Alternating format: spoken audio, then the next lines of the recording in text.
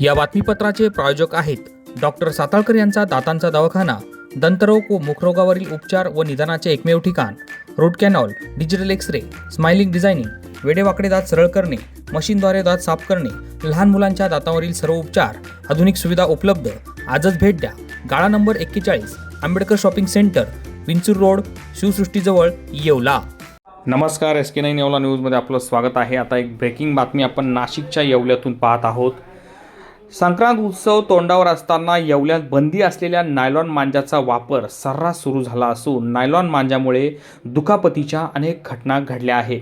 आज सायंकाळच्या सुमारास येवल्यातील हर्षद राजू खलसे या 11 वर्षीय चिमुरड्याच्या पायात नायलॉन मांजा अडकून पायाला गंभीर जखम झाली. मोठा रक्तस्राव सुरू झाला. दरम्यान येवल्यातील एका खासगी रुग्णालयात या मुलावर तातडीनं उपचार करण्यात आले असून त्याला 17 टाके टाकण्यात आल्याची माहिती डॉक्टरांनी दिली आहे. यावेळी डॉक्टर राहुल चंडालिया यांनी नागरिकांना काय आवाहन केलं आहे ते पाहूया. SK9 न्यूजसाठी ब्युरो रिपोर्ट, येवला.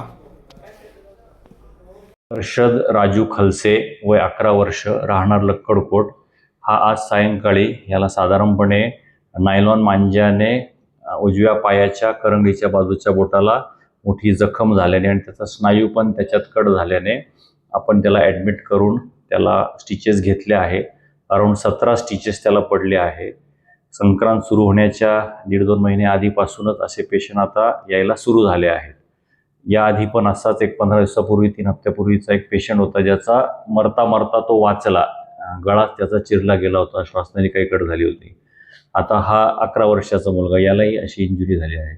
त्यामुळे नायलॉन मांजा वापरणे आणि विकणे हे आयडियली टाळायला हवा. म्हणजे सगळ्यांची संक्रांत ही जीवितहानी न होता, मनुष्यांना पशुपक्ष्यांना जीवितहानी न होता विनासायास पार पडेल. आपल्या माध्यमातून आपणा सर्वांना विनंती करतो की सगळ्यांनी 100% नायलॉन मांजाचा वापर टाळायचा.